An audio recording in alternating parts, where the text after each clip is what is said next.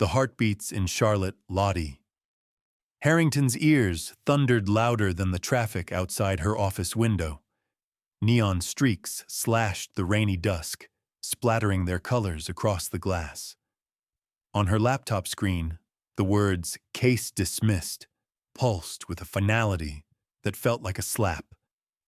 £50 million lost. Her client's voice echoing accusations and disappointment through the phone, even as she tried to apologize. The phone buzzed again, her soon-to-be ex-husband's name flashing. She let it ring, each vibration drilling deeper into her chest. She pressed the heels of her hands into her eyes. Everything she had built, her marriage, her career, her self-control, had crumbled in the same brutal afternoon. Rain battered the window, the kind of relentless downpour that felt personal, almost mocking.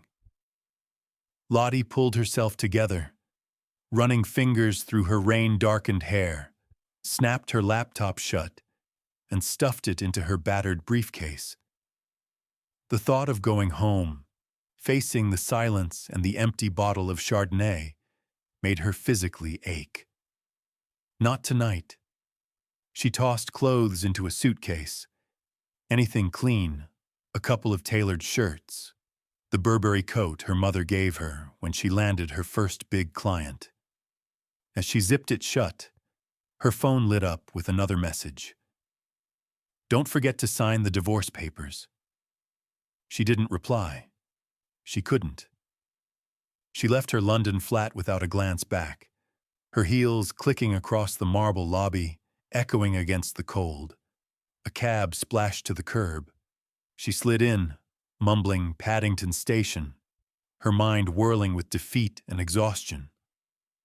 At the station, the night crowd swarmed, everyone with somewhere urgent to be. Lottie bought a ticket for the late-night Great Western train to Gloucestershire, the destination blinking on the departure board as if daring her to change her life.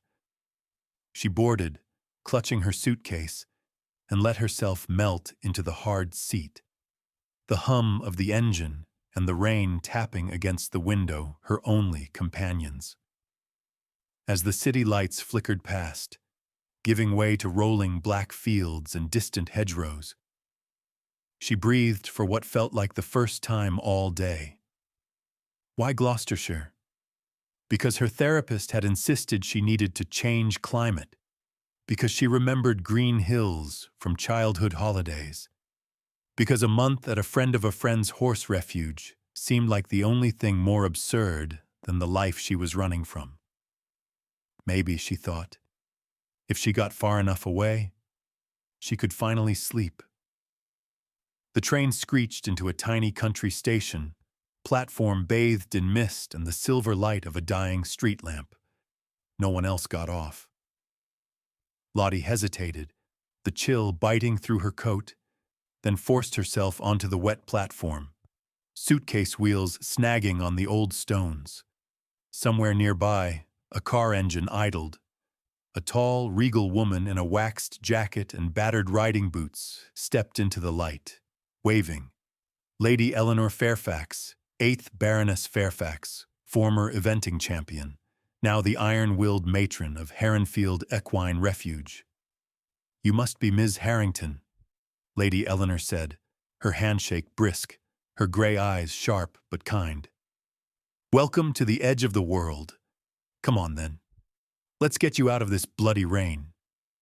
They drove the winding country roads in silence at first, fields ghosting past, the headlights catching the mist that seemed to swallow the car whole. The landscape was all shadows and mystery, stone walls lining the way, an ancientness that pressed on Lottie's chest. She wanted to ask 1,000 questions, about the horses, about the refuge, about why someone like Lady Eleanor would dedicate her life to broken animals, but exhaustion held her tongue. The gates to Heronfield loomed, wrought iron flanked by weathered statues of winged herons. Lady Eleanor keyed in a code, the gates swinging open with a groan. Beyond, Lights from the main house glowed warm in the fog, while rows of low stables stretched out into the dark. Inside, the main house was a study in faded grandeur. High ceilings, creaking wood floors, the scent of saddle soap and Earl Grey lingering in the air. Lottie caught a glimpse of oil portraits and trophy cups, the echoes of generations past watching her arrival. Lady Eleanor hung her coat, handed Lottie a towel, and poured 2 cups of tea. Milk first, as if this ritual might anchor her new guest. "Before you get too comfortable," Lady Eleanor said, a glint of humor in her voice, "you should know the only real rule here. At Heronfield, we don't serve the Fairfax name. We serve the horses. That means mucking in, literally. You're not a guest. You're part of the crew." Lottie managed a tired smile, wrapping her hands around the mug. "After today, I'll be glad to be anything but a lawyer." "Good," Lady Eleanor replied. "The horses don't care about your resume. They care if you listen." A crash exploded from the darkness outside, a fence rattling, a deep, guttural neigh tearing through the rain. Lottie flinched, spilling tea on her jeans. Lady Eleanor's face turned grave. "That," she said, standing abruptly, "will be Regal Storm."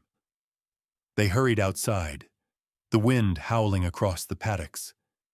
The night was alive with the metallic clang of hooves against the fence, the sharp, metallic scent of sweat and earth. Lottie followed as Lady Eleanor led the way to the far end of the yard, where a group of floodlights shone on a powerful dark horse pacing, nostrils flared, eyes catching the light with an eerie silver gleam. "He came in from the Ashford stud last winter," Lady Eleanor murmured, voice almost reverent. "He's seen too much cruelty. He trusts no one. But he's the reason we keep fighting." The horse slammed into the fence again, then froze, staring straight at Lottie. For a heartbeat, nothing moved. The rain, the wind, even Lottie's panic seemed to pause, caught in those wild, intelligent eyes. And then, with a shiver that rippled through his scarred body, Storm reared up, his hooves lashing the air. The night seemed to hold its breath. Lottie didn't know why, but she took a step closer, heart hammering, shoes sinking in the mud. She felt everything, her failures, her pain, her fear, echoing in the space between her and this broken animal. "Welcome to Heronfield," Lady Eleanor said, her voice somewhere between warning and welcome. "Here, we rescue each other." Thunder rolled across the fields. The first night had only just begun. Rain hammered on the corrugated metal roof all night, a relentless drum that made sleep impossible. Even under the thick guest-house blankets, Lottie tossed and turned, her mind racing with half-formed fears and strange, wild dreams, hoofbeats echoing in the distance, the cold gleam of Storm's eyes, London skyscrapers crumbling in slow motion. Around 2 a.m., thunder cracked so close it rattled the window pane. Somewhere outside, a horse screamed. She sat bolt upright, heart jackhammering. For a moment she just listened, the unfamiliar silence of the countryside broken by the primal chaos of the Atlantic storm. Then another sound, a panicked, desperate whinny, followed by the crash of something heavy slamming into wood. Instinct took over. She threw on jeans, boots 2 sizes too big, and yanked her Burberry coat over her pajamas. The house was dark, the power gone, her cell phone only a dim blue lifeline. She grabbed it anyway, using its flashlight to slice a path through shadow. Downstairs, she found Lady Eleanor already awake, pulling on waterproofs and barking orders at her battered walkie-talkie. "Finn, status report, over." Only static replied. Lady Eleanor's jaw set, grim and determined. "Come on, Lottie, stay close. If you see a wire down, don't touch it. They splashed across the courtyard, boots sinking in the sucking mud. In the darkness, Heronfield Refuge felt both infinite and claustrophobic. Every gust of wind rattling the loose tin on the roof, every flash of lightning turning familiar paddocks into a haunted battlefield. The stables at the far end flickered into view, a single lantern bobbing like a will-o'-the-wisp. Finn was there, his soaked ginger hair plastered to his forehead, a cut trickling blood down his cheek. He gripped a broom in one hand and was trying to shoo a cluster of shivering foals back into the straw-strewn safety of a stall. "Electric's out," he panted. "Storm's spooked, tried to kick through the paddock gate. Won't let anyone near him, ma'am. The lock's almost busted. If he bolts—" Lady Eleanor cursed under her breath. "Get those foals settled. I'll handle Storm." But as she strode toward the far paddock, Storm erupted again, rearing so high his shadow loomed monstrous against the rain. The battered wooden gate groaned, one hinge hanging loose. The padlock bent. Storm pawed at it. Nostrils flared, breath steaming in the frigid air, eyes rolling white with terror. Every instinct in Lottie screamed to stay back. She knew nothing about horses except they were powerful, unpredictable, and right now, deadly frightened. Finn's voice, shaky but urgent, reached her. "Don't go near him. He'll flatten you if you spook him. He doesn't trust." But Lady Eleanor was already circling wide, speaking low, hands open and visible, voice steady as stone. "Easy, Storm. Easy. Nobody's going to hurt you, boy." Storm lashed his tail, snapping his head, hooves thudding dangerously close to the lock. The storm outside intensified, a furious crescendo of wind and water. Lightning split the sky. For a split second, everything was illuminated. The battered paddock, Lady Eleanor's fierce silhouette, Storm's scars crisscrossing his gleaming flank. Lottie's eyes met his again, just as in the night before. But now she saw more than wildness. She saw raw panic, a creature fighting invisible demons. Lady Eleanor pressed forward, calm and fearless.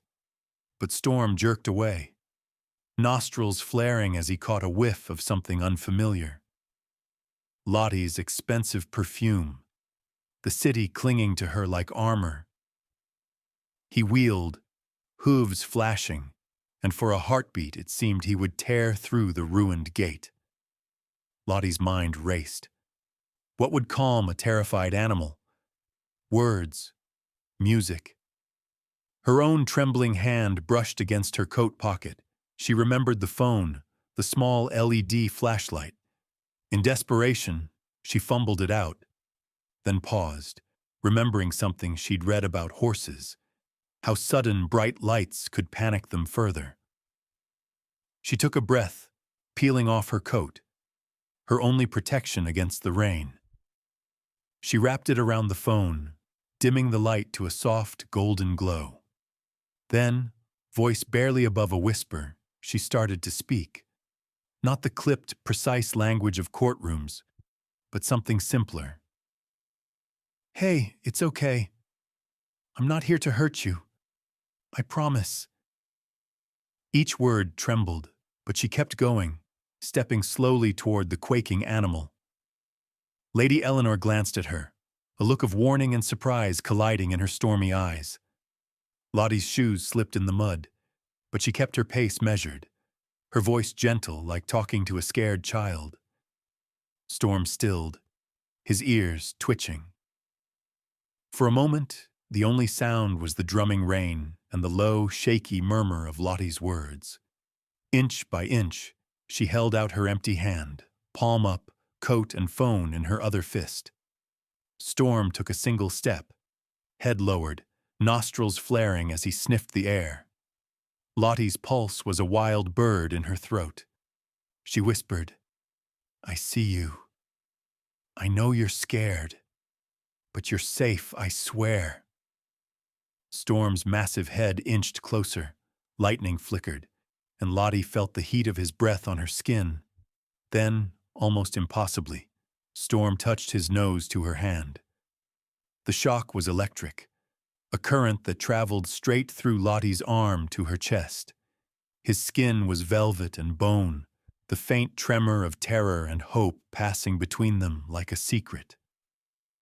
The moment stretched, timeless, suspended in the chaos of the storm. Lady Eleanor exhaled sharply. Finn let out a whoop from the stall, the foals pressing their noses to the bars, as if sensing the change in the air. But it wasn't over. A fresh blast of wind wrenched the battered gate open with a shriek, and Storm startled, nearly knocking Lottie over as he spun away. But this time, he didn't bolt. He hesitated, looking back at her, and in that split second, Lady Eleanor moved, swinging the gate shut and latching it with quick, practiced hands. The danger passed. Lottie sagged against the paddock rail, rain streaming down her face, not sure if the wet on her cheeks was weather or tears. Lady Eleanor's hand gripped her shoulder, strong and steady. That was either brave or very stupid. Either way, you just earned your keep, Ms. Harrington. Finn ran up, grinning, a patch of straw stuck to his knee. Didn't know city folks had it in them. Not bad, Lottie. She managed a shaky laugh. The adrenaline was still coursing, but for the first time in months, it wasn't fear or failure she felt. It was possibility, a wild, impossible hope, flickering to life in the heart of a storm.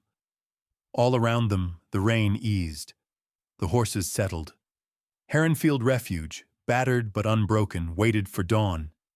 And somewhere in the dark, Regal Storm stood quiet, his trust, fragile, flickering, resting, if only for a night, in the hand of a stranger. Dawn seeped through the heavy mist that wrapped Heronfield Refuge in a hush. After the storm, the world felt strangely peaceful. Every blade of grass beaded with droplets, every sound muffled, as if nature itself was holding its breath. Lottie woke in a tangle of unfamiliar sheets, blinking at the pale light sneaking around the curtains.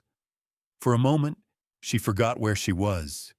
Then she caught the scent of wet hay, saddle soap, and the faint, sweet undertone of apples drifting up from the yard. Her body ached, but it was a good ache, the kind that told her she'd survived something wild and new.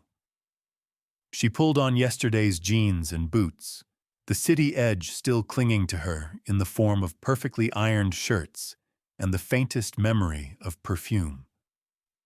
As she made her way down the stairs, she found a note in Lady Eleanor's looping script. Breakfast at 7, muck out at 7:15. No exceptions. A smile tugged at her lips. Her old life didn't begin until the first flat white at 8:30, and a barrage of emails by 9. In the kitchen, Finn was already devouring a bowl of porridge, boots kicked up on the old oak bench. He grinned, his face a constellation of freckles, a Band-Aid still perched over last night's cut. Sleep well, city girl? Didn't think you'd still be here after the way Storm nearly flattened you. Lottie rolled her eyes, but there was warmth in it. After London, a little mud and a horse tantrum is a walk in the park. Lady Eleanor swept in, carrying the brisk efficiency of a general. Eat quickly, everyone. Storm's paddock needs repair, and the foals made a mess in the main barn. Lottie, with me. Finn, get started on the feed. They set out across the yard, boots squelching in the soft earth. Lady Eleanor handed her a battered pitchfork and gloves that had seen better days. Mucking out isn't glamorous, she said, but it's honest work. Horses don't judge, but they can spot a slacker a mile away. Lottie gripped the pitchfork, her lawyer's hands unaccustomed to blisters. The stables were alive with gentle snorts and shifting hooves. Sophie, the volunteer vet, was already there, kneeling by a pony's leg, her dark hair tied back in a practical knot. She looked up and flashed Lottie a friendly smile. "Morning! Ready for round 2? With only a few quick instructions, Lottie fell in with the rhythm, scooping straw, hauling fresh bedding, moving with the flow of the other workers. Finn whistled as he worked, making up new verses to old folk songs, tossing the lyrics back and forth with Sophie, who giggled more than Lottie expected from someone who spent her days patching up hooves and treating wounds. Lady Eleanor moved among them all with the confidence of someone who belonged, pausing to check each stall, murmur encouragement to a nervous horse, or scold Finn for skipping corners. "You missed a pile, Gallagher. You want Storm to step in that? Or shall I?" Even through the tedium, there was something grounding in the work. Lottie found herself moving with the others, shoulders bumping, jokes passing, the scrape and crunch of straw underfoot. The city and its anxieties felt far away, almost dreamlike, replaced by the honest ache of her muscles and the simple, unspoken camaraderie of the morning. After the mucking out, Sophie called her over. "Want to help with Storm's checkup? He's a special case. We watch him for any signs of stress." Storm stood in his stall, hulking and wary, every muscle taut beneath his dappled coat. The scars on his neck looked starker in the gray morning light. Sophie explained, "Storm has trust issues, but Lady Eleanor says you handled yourself last night. Just move slowly. Don't crowd him." Lottie nodded, stepping quietly to the stall's door, letting Storm see and smell her. "Hey, big guy. Remember me?" Her voice was softer than she meant, as if speaking to the trembling version of herself she sometimes saw in the mirror. She extended her hand, palm open. Storm's ears flicked, nostrils quivering as he considered her. After a long, heart-stopping pause, he stretched his neck and nibbled at her fingers, searching for treats. Lottie laughed, the sound bright in the stillness. "I guess he remembers me." Sophie grinned, checking Storm's legs and carefully running practiced hands over his back. "It's not much, but trust comes in pieces. You did something right. Just don't let Finn fool you into cleaning hooves alone. He loves pawning that job off on rookies." Finn, from across the barn, called out, "Oi, I heard that." The chores became their own routine, lugging water buckets, brushing down manes, listening for the subtle cues horses use to communicate. The flick of an ear, the arch of a neck, a soft nicker in greeting. Lottie found herself watching Lady Eleanor, who could calm even the most nervous animal with a word and a touch, and Sophie, who worked with a gentle competence that made even the most difficult task seem manageable. By late morning, the worst of the mud was behind them. Sunlight slanted through the open barn doors, catching motes of dust in golden rays. Lady Eleanor gathered the crew at a makeshift table, a battered plank across hay bales. She poured tea, her stern face softening. "A good crew makes all the difference. This place isn't a sanctuary without people who care." As they rested, Finn nudged Lottie. "You know, most folks last about 2 days before they run screaming back to the city. But you—" He squinted at her. "You're different." Lottie blushed, taking a sip of hot, milky tea. She realized she was smiling, truly smiling, for the first time in months. She looked around at the mismatched mugs, the splattered boots, the lazy, contented horses dozing in the sunshine, and felt, for just a moment, as if she belonged. After the break, Lady Eleanor beckoned Lottie to help with Storm's feed. "He trusts you, at least a little. Don't break it. Move slow. No sudden noises." Lottie carried the bucket into Storm's paddock. He eyed her warily, but hunger won out. This time, He stepped forward and took a mouthful of oats from her hand, his lips surprisingly soft. For an instant, their eyes met, and Lottie felt the flicker of connection, a silent promise that maybe, just maybe, things could get better. Behind her, Finn gave a mock bow. See? Horse whisperer already. The morning passed into afternoon, the slow, steady work of refuge life anchoring Lottie more deeply than any boardroom or courtroom ever had. She let the rhythm carry her, the honest labor, the easy laughter, the gentle challenge of earning a troubled horse's trust. For the first time in ages, she wasn't running, from failure, from heartbreak, from herself. She was simply here, in this place, with these people and these animals, present in every sense of the word. And as the mist lifted and the sun warmed her back, Lottie thought, maybe this strange new world was exactly what she'd been searching for all along. By the time Saturday arrived, the quiet routines of Heronfield Refuge had given way to a low, buzzing tension that Lottie hadn't felt since her courtroom days. Lady Eleanor's open day was more than a local tradition. It was the charity's lifeline, a single afternoon when the quiet, muddy corners of the refuge flared bright under the scrutiny of the world. Or at least, the world as defined by Gloucestershire's tight-knit community. Plus, this year, a couple of viral TikTokers, a regional news van, and the sharp eye of every equestrian influencer within 50 miles. The morning dawned clear, the grass still jeweled with dew.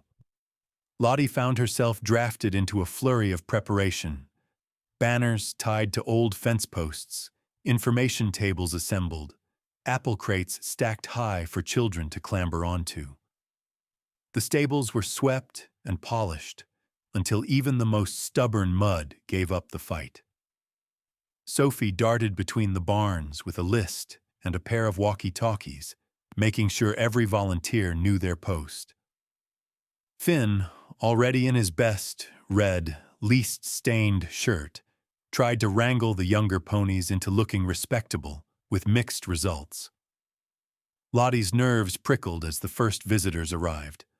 A trickle at first, then a surge. The driveway filling with laughter, car doors slamming, the bright colors of festival-style clothing. She found herself smiling and answering questions from children, wide-eyed with wonder at the sheer size of Storm, or from elderly locals reminiscing about the grand old days of Heronfield. Some came with heavy cameras and sharper questions, not about horses, but about funding, legal status, rumors. Lady Eleanor managed the crowd with practiced grace, equal parts aristocratic poise and working-class grit. Welcome, everyone. Every horse you meet here has a story. Some you may recognize, some we'd rather you didn't. But each one deserves a fresh start. Soon the TikTok crowd arrived, a swirl of ring lights and selfie sticks, their phones trained on Storm's paddock as if hoping for a viral miracle. Storm, true to form, stood with his back to the fence, tail flicking, ears pinned. He's not much of a poser, Lottie offered, as a trio of teens debated hashtags. One girl, in a Heronfield t-shirt cut into a crop top, whispered, "That's the one, right? The Grand National Horse?" Her friend's phone pinged with a new post. Storm rises. Near noon, the local news van rumbled up, sending a fresh wave of energy through the refuge. Lady Eleanor handled the anchor with dry wit. Heronfield's always open to those who want to help. Just don't expect us to polish the horses for television. Storm, for one, has opinions about that. The anchor laughed, but her camera operator kept focusing on the old scars along Storm's side, the legend that clung to him like mist. Lottie was roped into a brief interview, the camera suddenly inches from her face. "You're new here. What made you trade the city for the stable?" She hesitated, feeling the world tighten around her like the moment before a judge's verdict. I came here after a hard year. At first I thought I could help these horses, but honestly, they're helping me more than I ever expected. Storm, he's taught me that even the most broken things aren't hopeless. Sometimes you just have to stay long enough to see them heal. As she spoke, Storm hovered near the fence, ears flicked forward. Lottie felt the questions circling, the rumors about Storm's ownership, the property dispute simmering behind the scenes. She steered clear, focusing on the refuge's mission, sharing the story of the stormy night, the raw moment when Storm's nose brushed her hand, the rush of connection. The anchor smiled. Donations pinged on Lady Eleanor's tablet, and more than one guest wiped away tears as they listened. But not everyone watching that day was there to be moved.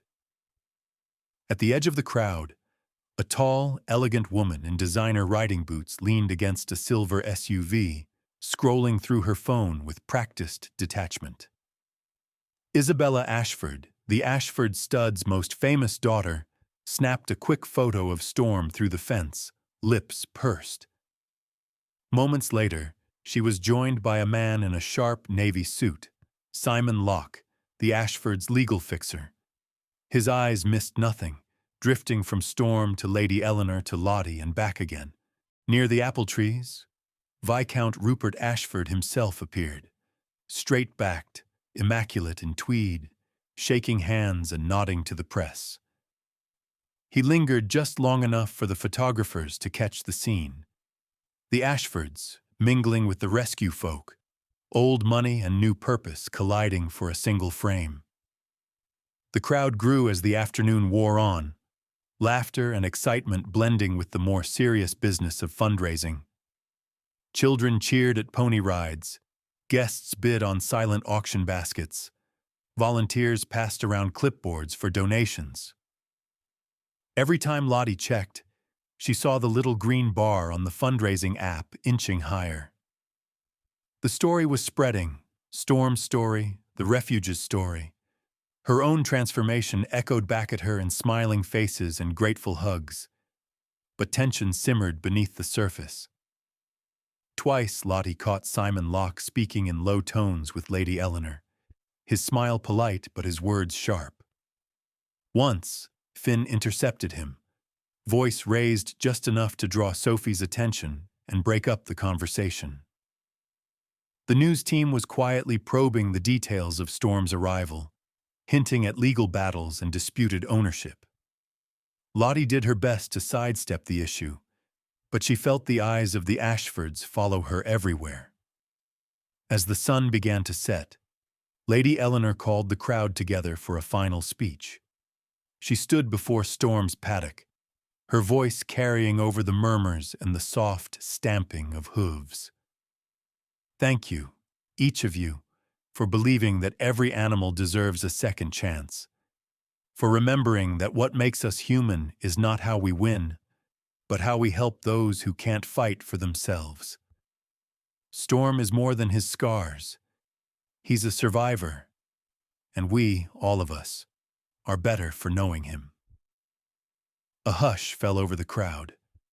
For just a moment, even Storm seemed to pause, his proud head turned toward the sound of her voice. Cameras flashed, donations soared, and at the edge of the field, the Ashfords watched, calculating, already planning their next move. Lottie felt the old city tension tighten in her chest. She glanced at Storm, then at Lady Eleanor, then at the Ashfords' silent trio. For all the joy and hope of the day, she knew the real battle was only just beginning. Monday morning dawned over Heronfield with a gray, heavy sky, the kind of weather that seemed to soak into the bones and chill the spirit. The open day's euphoria faded into a tense quiet. Lady Eleanor and Lottie sipped their tea in the kitchen, the radio humming old pop songs beneath the steady clink of spoons. Lottie was just beginning to enjoy the quiet, when Finn burst through the door, waving a thick, cream-colored envelope like a victory flag. "Something for you, Lady E," he said, dropping it onto the table with a thud. Fancy wax seal. Smells like trouble. Lady Eleanor took one look, and her lips pressed into a thin line. Rupert Ashford's coat of arms. She broke the seal with a practiced hand, eyes scanning the elegant letterhead. Lottie watched as the color in her cheeks deepened. "It's from their lawyer," Lady Eleanor said quietly, sliding the letter across the table for Lottie to read. The words, typed in icy legalese, cut sharper than any knife. This correspondence serves as formal notice that the Ashford family, represented by Simon Locke, claims legal ownership of the thoroughbred horse known as Regal Storm. The horse, according to documented lineage and studbook registration, is considered lost property belonging to Ashford stud. We demand immediate return of said asset within 14 days, or legal action will commence per the Chattel Property Act. A thick file of supporting evidence, registration numbers, a copy of Storm's faded racing tattoo, even photographs of Storm as a foal, was attached. Lottie's legal instincts kicked in, cold and automatic. They're building a case. They want to intimidate us, but they're also laying the groundwork for a public battle. They're not just after Storm. They want to make an example of you. Lady Eleanor nodded grimly. Rupert's always liked theatrics. This is about control, not just a horse. Sophie arrived, hair pulled back, phone in hand. "I just got off a call with another rescue. Ashfords have a history. This is how they get what they want. They tie up small charities in legal knots until they surrender or collapse." Her words sent a ripple of unease through the room. Finn, scowling, kicked the leg of the table. Why do they even care? They abandoned Storm. He was half dead when we found him. If Lady E hadn't taken him, he'd have never survived the winter. Lottie read the letter again. They're relying on the law treating horses as property, assets, not lives. It's a weak spot in English law. All the heart and public support in the world won't help if they get this to court. As they debated, the phone rang again. This time, the caller ID flashed Ashford Estate. Lady Eleanor picked up, her voice perfectly poised. "Lady Eleanor, it's Rupert Ashford," came the drawl on the other end. "I trust you received our letter?" "I did, Rupert," Lady Eleanor replied coolly. "A bit theatrical, don't you think?" "Not at all. I'd like to avoid a messy dispute. Why don't you join us for dinner at Ashford Hall this Thursday? Bring your legal advisor if you wish. We can settle this like civilized people before things get unpleasant." Lottie could hear the smirk in his voice from across the kitchen. "We'll be there," Lady Eleanor said, then hung up before he could press his advantage. Finn groaned. "A dinner? They want to parade you in front of the whole county, make you look weak."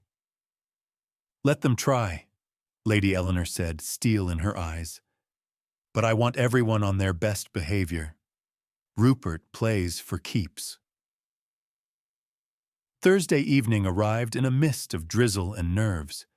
Lottie stood outside Ashford Hall, its stone facade imposing, centuries of wealth written into every perfect line. Her suit, borrowed from Lady Eleanor, perfectly pressed, felt like a costume, but she kept her chin high. Sophie, in a simple black dress, fussed with Lottie's hair. Finn, relegated to driver, glowered from the Land Rover, arms crossed. Inside, the scene was pure theater. Crystal chandeliers sparkled over a dining table groaning with silver, fine china, and more cutlery than Lottie had ever seen. A butler hovered, filling glasses with Chateau Margaux. At the far end, Rupert Ashford held court, his wife on one side, Isabella, looking every inch the influencer, phone ready, on the other. Simon Locke stood behind them, polite and predatory. "Lady Eleanor, Miss Harrington?" Rupert greeted, his smile all teeth. How charming of you to accept my invitation. It's not every day one gets summoned to the lion's den, Lady Eleanor replied, shaking his hand with just enough force to remind him who she was. The conversation over dinner was a masterclass in veiled threats and double meanings. Rupert waxed poetic about Ashford Stud's legacy, the importance of bloodlines. Storm is a champion's descendant. His place is with his own kind, not in a charity barn. Isabella, bored, scrolled through photos. He'd be the face of our new campaign. We'd treat him like royalty. Lottie countered, voice steady. Storm isn't an asset to be traded. He's a living creature with trauma, and Heronfield is the first home where he's known safety in years.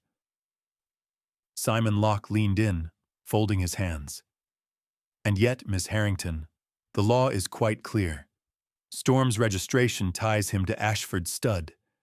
The public is sympathetic, but courts rule on evidence, not sentiment. Lady Eleanor took a sip of wine. You abandoned him. We saved him. Sometimes the law needs to catch up to decency. A charged silence followed. Rupert's eyes narrowed, but he managed to smile. Let's not be hasty. I'd rather see Storm returned quietly than make this a spectacle. But if you force my hand... Lottie stared him down. We don't intimidate easily, Lord Ashford. Dinner ended with formalities, but the message was clear. The Ashfords wanted Storm back, and they would use every tool, law, money, reputation, to get him. Driving home, Lottie stared out at the rain-streaked windows. Lady Eleanor broke the silence. This won't be won in a dining room. We need a plan, legal, public, and personal. Sophie's voice trembled. What if they win? They won't, Lottie said quietly, determination settling in her bones. Not if we fight smart, and fight together. Outside, Storm waited in his muddy paddock, tail swishing, silver eyes catching the moonlight. Unaware of the storm gathering in the world of humans, but sensing, somehow, that everything was about to change. The days after the dinner at Ashford Hall pulsed with nervous energy. The Ashfords' threat cast a long shadow over Heronfield, yet it also sparked something fierce in the people who called the refuge home. Lottie spent her days digging into horse ownership law, reviewing files and case notes late into the night. Her mind sharpening, finding the old thrill of a challenge she thought she'd lost forever. But even as she pored over statutes and case precedents, life at Heronfield pushed on.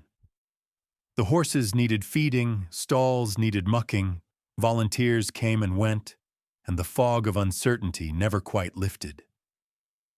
Sophie moved among the animals, keeping a close eye on Storm, whose behavior had become more unpredictable, sometimes standing at the edge of his paddock, staring toward the distant Ashford estate, ears flat, as if sensing the battle brewing over his fate. One chilly afternoon, as wind rattled the windows and rain drummed on the stable roof, Sophie called Lottie into Storm's stall. The big thoroughbred had been edgy all morning, flinching from sudden movements, refusing to let Finn get close enough to brush out the burrs in his mane. Look here, Sophie said, crouched by Storm's left shoulder, her hands gentle and practiced. She pointed to a faint, smudged tattoo beneath Storm's glossy coat, nearly hidden by a patch of white hair and old scars. I've seen this before. Racing stables use tattoos for ID, but this one's half burned off. That's not from age. Someone tried to remove it. Lottie's brow furrowed. To hide his identity? Sophie nodded. Probably. If they wanted to abandon him, maybe even sell him off quietly, they'd need to make sure he couldn't be traced. If we can get the right light and a good photo, I know a vet who can match it to racing records. It's not a perfect legal defense, but if we can prove Storm was deliberately abandoned, or even mistreated, Ashford's claim could fall apart. Lady Eleanor joined them, eyes narrowing as she studied the tattoo. Get every detail. The court of public opinion cares about cruelty more than paperwork. If Ashford's people neglected him, we need proof. That night, Lottie crafted a legal response to Simon Locke's threatening letter, layering in as much evidence as possible. The condition Storm was found in, the months of rehabilitation, the expenses and medical records, and the new photos of his scarred, altered tattoo. She quoted case law, dug up obscure precedents, and by the time she finished, the gray dawn was leaking across the sky and her hands were cramped from typing. She sent it off, copied to a handful of equestrian advocacy groups, then collapsed into a dreamless sleep. But peace was not in the cards for Heronfield. It started with the sound of shattering glass, the crunch of boots on gravel, and a dog's bark rising sharp in the black midnight air. Finn, who'd been sleeping in the tack room after a late shift, shot up, senses buzzing. He grabbed the heavy flashlight he kept by his cot and crept toward the barn doors, heart thumping like a drum. Outside, shadows flickered. Two men, faces masked, moving with the tense, quick purpose of people who didn't belong. Finn slipped out, ducked behind a stack of feed bins, and fumbled for his phone. No signal. A horse screamed, Storm. The men had already forced the gate to Storm's paddock. The horse reared, fighting the rope one of the intruders had looped around his neck. The second man hissed curses, trying to shove a bag over Storm's face, but the big thoroughbred lashed out with his hooves, sending one man sprawling into the mud. Finn charged in, yelling, swinging the flashlight. "Get away from him, now!" One intruder swung an arm wildly and caught Finn in the side of the head. Pain exploded behind Finn's eyes. He dropped to his knees, fighting not to black out. Through the roaring in his ears, he heard Storm thrashing, the wet smack of hooves, the angry shouts of the would-be thieves. Then, car headlights cut through the night. A Land Rover barreled down the drive, horn blaring. Lottie was behind the wheel, Sophie beside her, both still in pajamas and raincoats. Lady Eleanor had roused them when the security camera alarm pinged her phone. "Hang on, Finn!" Lottie shouted, slamming the brakes as she reached the paddock. She and Sophie leapt out. The intruders bolted for their battered pickup, dragging the rope behind them, but Storm, wild with terror, surged forward, scattering the men as easily as leaves in the wind. Lady Eleanor emerged, shotgun in hand, strictly for noise, but the gesture was clear. "Police are on the way," she yelled. The thieves peeled out, their truck fishtailing down the muddy lane as the approaching wail of sirens grew louder. The adrenaline left everyone shaky and breathless. Sophie knelt beside Finn, checking his head for cuts. Lottie unclipped the rope from Storm's neck, whispering softly as the horse trembled. Lady Eleanor stood guard at the gate until two constables arrived, blue lights splashing across the yard. The officers took statements, surveyed the scene, and shook their heads grimly. "You've made some enemies, Lady Eleanor," one muttered. "But you also made a lot of friends with that open day. Word's out. Folks won't let this go quietly." As dawn broke, Finn sat on a hay bale, holding an ice pack to his head, trying to laugh off Sophie's fussing. Lottie knelt beside Storm, who'd finally quieted, eyes glassy but safe. She stroked his neck, promising, softly, so only the horse could hear, that she'd never let him be taken. Lady Eleanor surveyed the battered paddock, the broken gate, the bruised faces of her team. "This changes things," she said, voice low. "We need to go public. We need everyone, neighbors, press, every horse lover from here to London. If Ashford wants a fight, he'll get one." The day began not with gentle chores, but with a phone call to the BBC and a flurry of posts on every social channel. Photos of Storm's scars, the damaged tattoo, and Finn's battered but defiant face spread like wildfire. Hashtags bloomed. Messages poured in from as far as New York and Melbourne, and the donations ticked upward, higher and higher, as people rallied to the story of a horse too brave to be stolen and a crew who refused to let him down. Storm, battered but unbroken, dozed in the sun by mid-morning, flanked by Lottie and Finn. The refuge, battered but resolute, steeled itself for whatever came next. And at Ashford Hall, Rupert Ashford watched the news on his phone, jaw clenched, realizing this fight would not be won by force or by law alone. The lines had been drawn. The real battle had just begun. By the end of that chaotic week, Heronfield was transformed from a humble sanctuary on the edge of Gloucestershire into the beating heart of a storm that stretched far beyond its crumbling stone walls. The attempted theft had set off something no one could have predicted: anger, empathy, and a fierce loyalty that surged through the local community and out into the wider world. Word spread fast. Photos of Finn's bruised but grinning face circulated on Facebook. Videos of Storm, skittish but safe, eating from Lottie's hand went viral on TikTok and Instagram, overlaid with music and captions like "He's more than property" and "Help save Storm." Newspapers and blogs picked up the story, blending the drama of rural England with the universal themes of injustice and hope. BBC West Country arrived with a full crew 2 days after the break-in. Their van parked at the end of the lane, drawing a gaggle of neighbors, dog walkers, and a handful of curious teens. Lady Eleanor stood in front of the battered paddock gate, dignified but unyielding, answering the reporters' questions without flinching. "The law says Storm is property, but we know he's a survivor. He's not a trophy. He's a life, one who has suffered more than any animal should. If the Ashfords want to challenge us in court, let them try. We'll be ready." Finn, head bandaged but spirits undimmed, became an unlikely hero. On live TV, he shrugged off the pain, describing how he'd stood between Storm and the would-be thieves. "I just did what anyone here would have done. This place, these animals, they matter. You can't put a price tag on loyalty." The effect was electric. Local businesses began dropping off hay, grain, and blankets.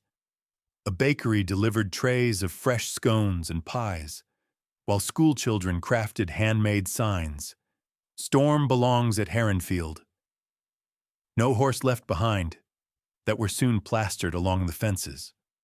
Online, the hashtag #SaveStorm shot up the charts, and the refugees' crowdfunding page overflowed with donations, many with heartfelt notes. My daughter watched Storm's story and cried, "Please keep him safe. Sending love from Chicago. We stand with you." But with every show of support came a fresh wave of scrutiny. Journalists dug into Heronfield's history, and the Ashford social media pages became a battleground of heated comments. Some defending tradition and bloodlines, others denouncing the family as heartless aristocrats out of touch with the world. Inside the refuge, the mood was a strange mix of hope and anxiety. Sophie worked tirelessly, fielding calls from sympathetic vets, updating Storm's medical file with every scrap of evidence that might prove he'd been abandoned, not lost. Lady Eleanor's phone buzzed with interview requests and invitations to appear on morning shows. One afternoon, with the rain lashing at the windows, Lady Eleanor gathered the crew, Lottie, Finn, Sophie, and a few volunteers, around the battered kitchen table. Her eyes were weary but determined. "When I inherited this place, I thought being a Fairfax meant standing apart. I thought the title would give me the power to help. But I learned, painfully, that sometimes a name means nothing unless you use it to lift up others. My family's legacy was built on horses, yes, but too often that meant using them for glory and discarding them when the spotlight moved on.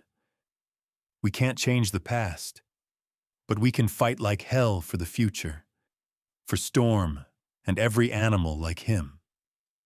Finn raised his mug in a mock toast, voice thick, to Heronfield, the stubbornest lot in Gloucestershire. They laughed, but Lottie saw the tension in Lady Eleanor's jaw. The Ashfords were not backing down. Simon Locke, ever the strategist, had begun sending pointed emails to the refuge, hinting at slander and reputational damage if Lady Eleanor continued to incite public hostility. That evening, Lottie took matters into her own hands. She set up a live stream, her phone propped up in Storm's stall, the old thoroughbred munching hay quietly behind her. The comments rolled in, dozens, then hundreds, from around the world. She spoke plainly, her voice raw but steady. We never wanted this fight, but Storm deserves better. He's not a line in a ledger, he's a living soul. I came here broken, thinking I'd lost everything. But Storm, he reminds me that healing is possible for all of us. If you've ever felt cast aside, or like you didn't belong, know that you're not alone.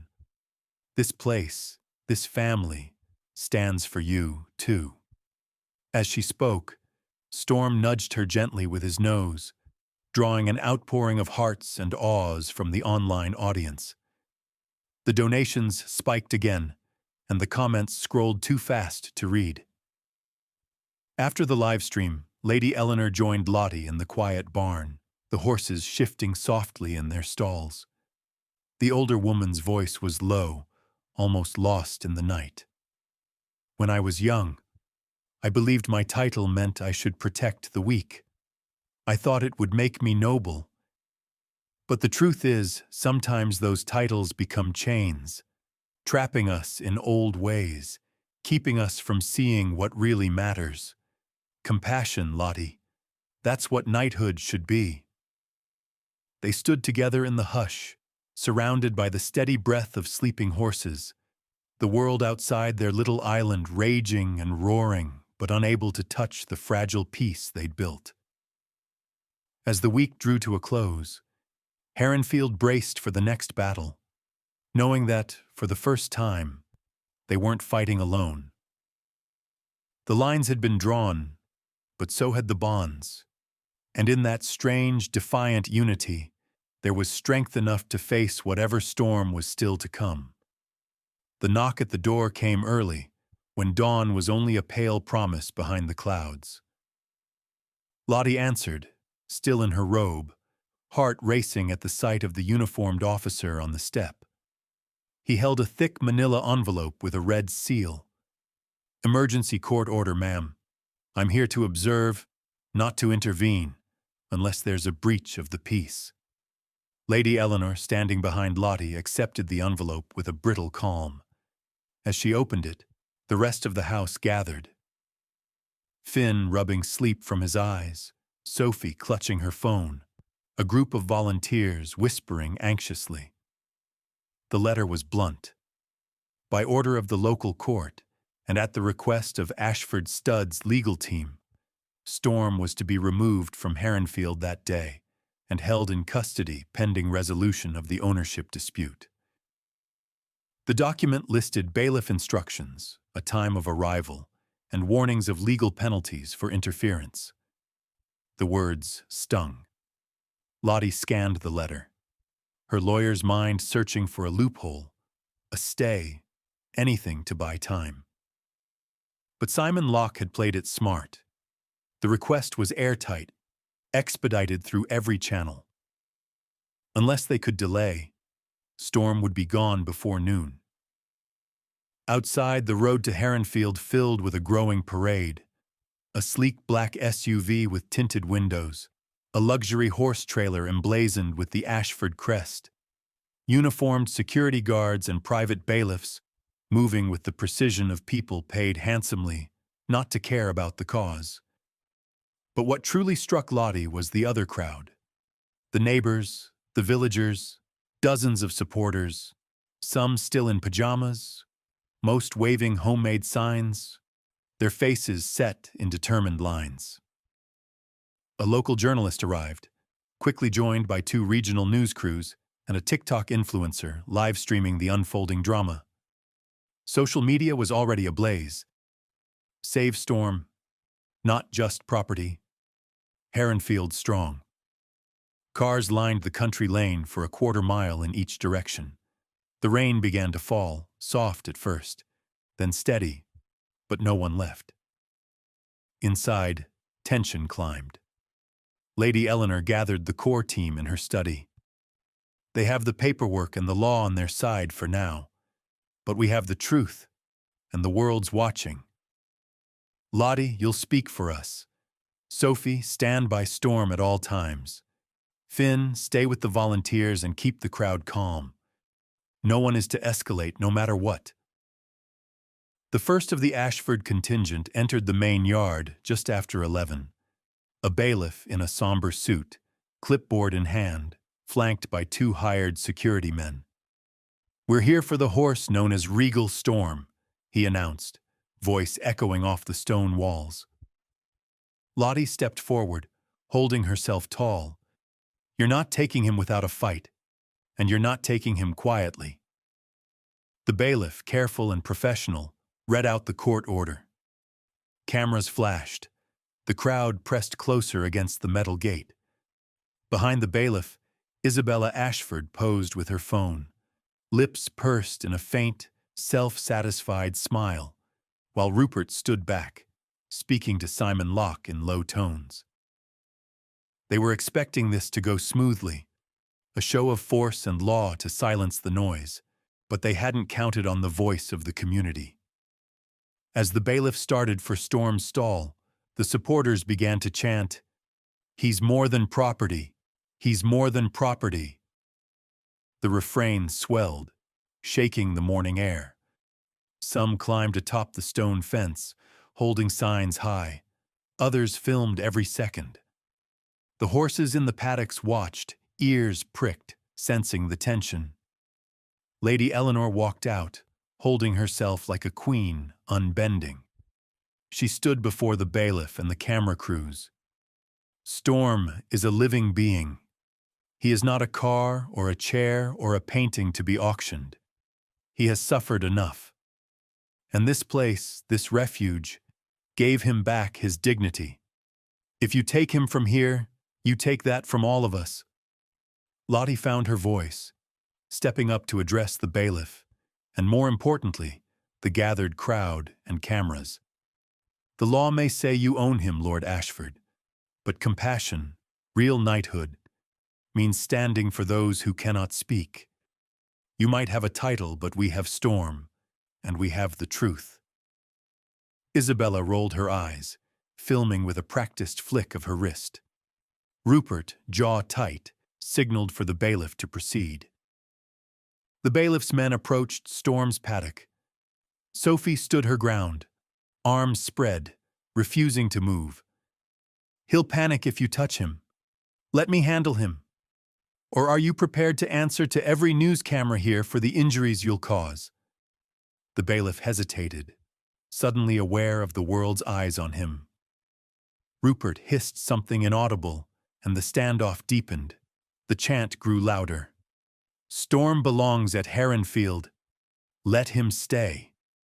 Even a few officers on the scene looked uneasy. Then, with a dramatic screech, the Heronfield gate swung wide. The county governor's car pulled up. Its driver rushed out, delivering an urgent message to the bailiff and then to the Ashfords. The governor, besieged by calls, emails, and trending social posts, had issued a stay on the court order until further review. No horse would leave Heronfield that day. The crowd erupted in cheers, the energy exploding like sunlight breaking through clouds. Lottie saw Finn hug Sophie, volunteers crying and laughing at the same time, Lady Eleanor allowing herself a single, relieved sigh before regaining her composure. Rupert's face flushed a deep crimson. Isabella snapped her phone shut in disbelief. Simon Locke merely adjusted his tie, watching Lottie with an icy gaze. Reporters swarmed. Lady Eleanor, with Lottie at her side, addressed the press. "We stand for every creature who's been forgotten, for every life that's more than a line in a ledger. Today, compassion won. But the fight isn't over." Storm, sensing the commotion was finally abating, nickered softly from his paddock, head over the gate, ears flicking toward Lottie as if asking, "Is it safe?" She reached out, stroking his neck, her voice lost in the noise and rain. "You're home. For now, you're home." As the crowd began to disperse, the storm outside faded, but everyone knew this battle had changed something deeper. Heronfield wasn't just a refuge for horses anymore. It was a symbol, an idea, a rallying cry for anyone who'd ever been told they were just property. And as Lottie watched Storm graze in the gray light, she felt hope swell, a hope born of resistance, compassion, and the courage to stand together, no matter how great the odds. The real victory was not in the stay, or even the cheers. It was in the bond forged between a wounded horse, a broken lawyer, a stubborn countess, and a whole community unwilling to let go. For that moment, at least, Storm was safe, and so were they. The uproar at Heronfield faded only gradually. For days after the court's stay, the sanctuary was flooded with cards, flowers, emails, and fresh donations.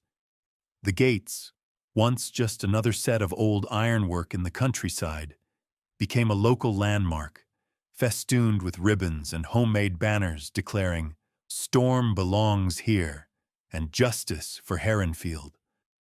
Supporters stopped by to drop off baked goods and letters of encouragement, sometimes just to stand by the paddocks and wave at Storm as he grazed in the weak autumn sun. But beneath the celebration, tension hummed. Lady Eleanor knew the stay was temporary, a victory, but not the end. She spent hours in her study, phone pressed to her ear as she spoke with lawyers, equine advocates, and more often, with someone at the Ashford estate. Lottie, too, felt the weight of the uncertainty. At night, she lay awake listening to the horses breathe, wondering if tomorrow would bring new papers, new threats, or worse, the silence of defeat. It was Finn who first noticed the change. One morning, while mucking out Storm's stall, he found Lady Eleanor and Rupert Ashford talking quietly by the fence. There was none of the posturing or brittle tension of before. Just two people, both exhausted, both gazing at Storm as he nuzzled at a pile of hay. Finn slipped away without being seen, unsure what to make of it. But by lunch, word had spread that Viscount Ashford had come alone, with neither lawyer nor entourage. That afternoon, Lady Eleanor called everyone together in the yard. The wind was brisk, the sky a patchwork of blue and white, and the air was thick with anticipation.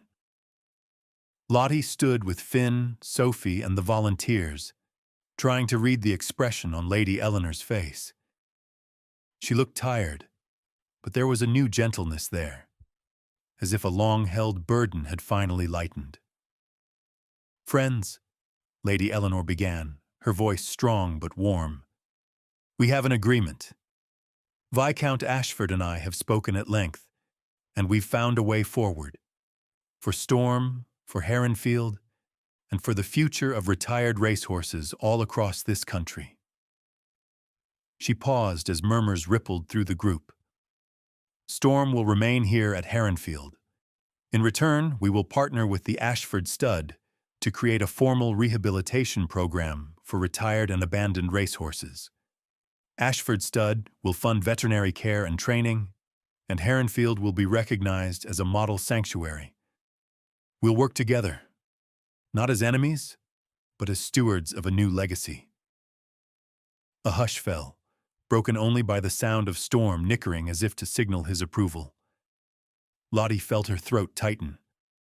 It was a compromise, yes, but it was the best possible outcome. No courts, no bailiffs, no more standoffs in the rain. Just a promise of safety, healing, and the chance for real, lasting change. Rupert Ashford appeared at the gate, older and more humbled than he'd looked in weeks. He addressed the crowd, without the old arrogance. My family has always been proud of our racing heritage, but we haven't always been proud of how we treat our horses when the spotlight fades. Storm reminded us, reminded me, that we owe these animals more. I want to thank Lady Eleanor, Lottie, and all of you for reminding me what responsibility truly means. The crowd broke into applause, and even the skeptics seemed moved by the sincerity in Rupert's voice. Isabella Ashford, once so aloof, was there as well, filming not for clout, but to share the message of hope with her followers. As the last of the tension drained from the sanctuary, there was a flurry of new beginnings. The Ashfords signed legal documents transferring full ownership of Storm to Heronfield and committing funds to expand the refuge's facilities. Lawyers and advocates came together to draw up a plan for a national model, one that could inspire other racing families and sanctuaries. Lottie, who had come to Heronfield as an outsider and a failure, was asked by Lady Eleanor to become a legal trustee for the refuge.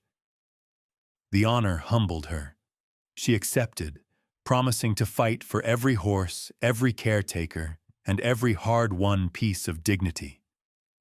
Her phone, once a source of dread, now buzzed with messages from journalists, activists, and people wanting to volunteer or donate. Finn's journey, too, took an unexpected turn. With the partnership, the Ashfords offered a scholarship for promising young trainers, and Lady Eleanor insisted Finn be the first nominee. At first, he balked. "I'm not posh enough for that lot." But Lady Eleanor just laughed, clapping him on the back. "You're exactly what they need, Finn. Heart, grit, and no patience for nonsense." Sophie, meanwhile, became the official veterinary supervisor of the new rehabilitation project. Her phone buzzed constantly with updates about horses in need across the region. She moved with a fresh confidence, her days filled with hope and a sense of purpose that radiated out to every animal and every person she touched. Storm himself changed, too. Gone was the wild, haunted look in his eyes. He'd stand by the fence each morning, greeting visitors with a toss of his head, letting children feed him slices of apple and carrot.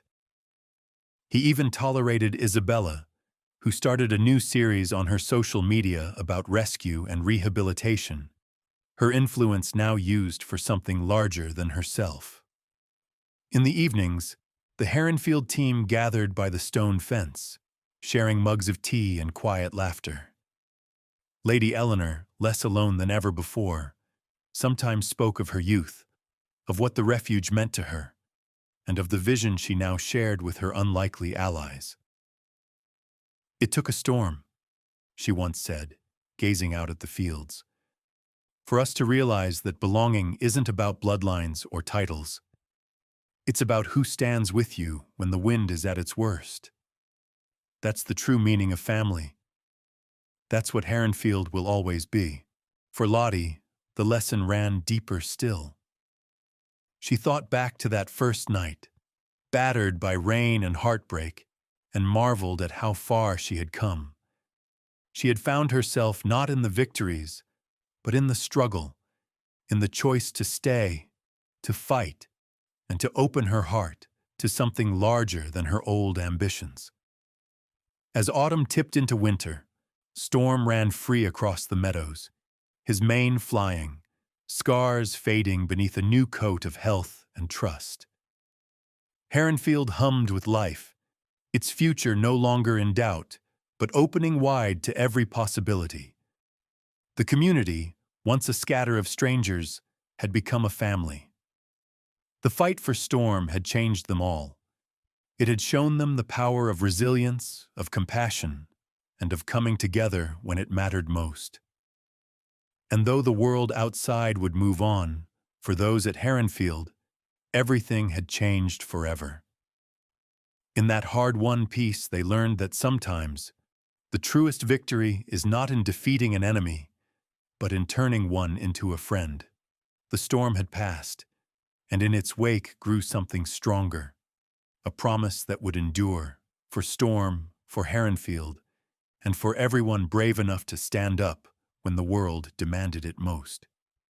The first snow dusted the Cotswold Hills in late November, blanketing Heronfield in an almost magical stillness. It was the kind of morning that seemed to press pause on the world, the fields sparkling in the pale light, the horses' breath puffing like smoke, the hush broken only by the cheerful calls of volunteers and the rhythmic thud of Storm's hooves as he cantered across the frosted paddock. Inside the farmhouse, Lottie stood at the kitchen window, watching Storm run, his movement so effortless that for a moment, all the scars and drama of the past seemed to fade into memory. She wrapped her hands around a mug of tea, feeling warmth seep into her fingers, and reflected on everything that had changed since she'd stepped off that midnight train from London. Heronfield was different now, not just in the physical sense, though there were new stables rising near the West Field, fresh hay stacked in the barns, and a half-built visitors' center waiting for the spring thaw. The change was deeper, woven into the lives of everyone who passed through its stone gates. The refuge had become a hub, a training ground for young trainers and vets, a haven for troubled animals and people alike, a place where old wounds found space to heal. For Lottie, the transformation was even more personal. She had come here desperate to escape. A broken marriage, a ruined career, the endless noise of a city that measured worth by wins and losses. But she discovered something the world rarely teaches, that real value lies not in what you conquer, but in what you choose to care for, and who you choose to stand beside when things get hard. That lesson echoed in the way the law itself began to shift. The publicity around Storm's story and the Ashford partnership caught the attention of lawmakers and animal welfare organizations nationwide. Debates sprung up in Parliament about the status of horses and companion animals, whether they should be recognized as sentient beings with rights rather than mere property. Heronfield became a symbol in those discussions, proof that the line between law and compassion could and should be redrawn. Lady Eleanor, once wary of the spotlight, found her voice as an advocate. She spoke at conferences, gave interviews to the BBC, and even addressed a parliamentary committee. Her message was simple but radical for its context. Modern nobility isn't a matter of title or blood. It's about social responsibility, about having the courage to do what's right, especially when no one's watching. A true aristocrat is defined by how they treat those who can't defend themselves. Viscount Ashford, too, changed. The pride and defensiveness that once drove his every action softened into humility and purpose.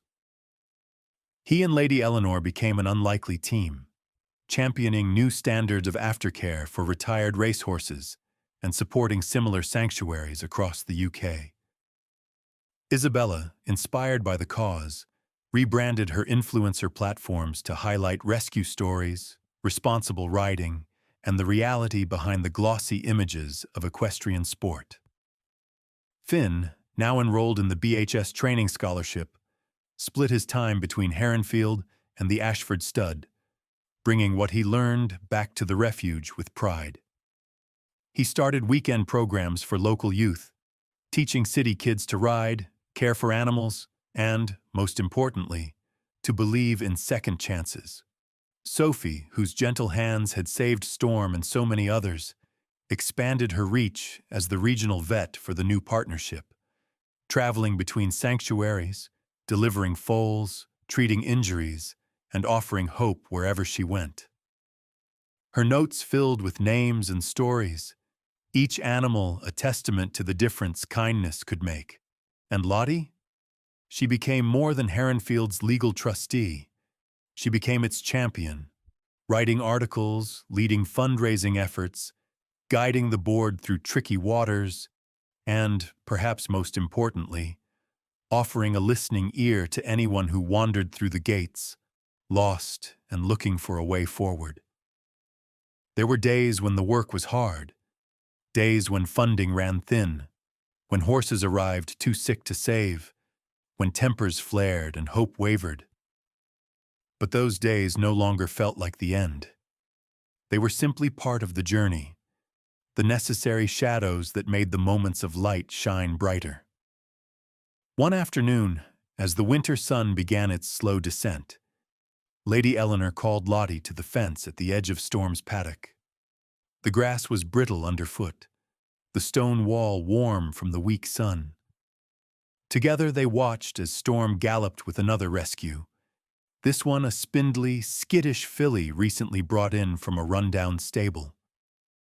Storm, once so wary, ran beside her, a steady presence, teaching her the boundaries and joys of freedom.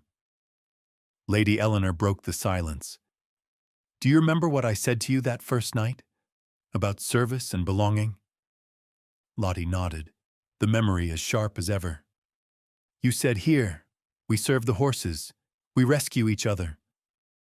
Lady Eleanor smiled, eyes shining. "You've become part of this place, Lottie. Heronfield wouldn't be what it is without you." Or Storm. They stood in companionable silence, letting the peace of the evening settle around them.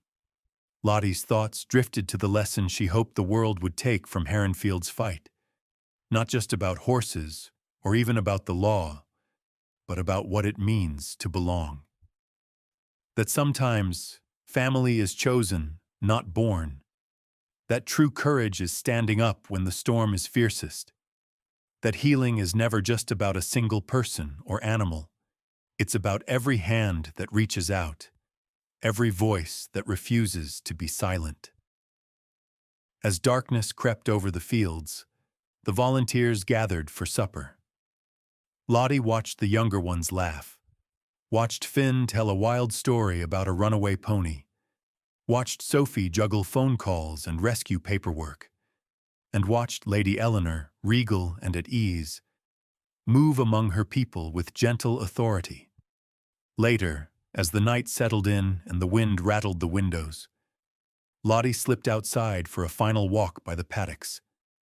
Storm approached the fence, breath curling in the cold, eyes reflecting the stars. She leaned against the stone, letting her thoughts unwind. She remembered the city, its roar and loneliness, the fear that she would never belong. She remembered the thunderstorm, the mud, the moment Storm touched her hand for the first time. She remembered the shouting, the laughter, the fight, and the way the world had changed. Not because one person forced it to, but because a group of stubborn, compassionate souls refused to give up. She spoke softly. The words meant for herself as much as for Storm. "Saving you didn't just free you, it freed me. Maybe that's what rescue really means." Storm nickered, a low, comforting sound. Lottie smiled, her breath rising in the winter air. In the distance, the lights of Heronfield glowed warm and steady. The story was not over. There would always be more horses, more storms, more work to do. But for now, there was peace. And so, as dawn broke once more over the quiet fields, Heronfield stood, scarred but whole, a beacon for anyone who needed a place to start again. The lesson was simple but profound. Belonging isn't about blood or law. It's about who will stand beside you when the storm comes, who will open the gate and say, "Come in, you're home."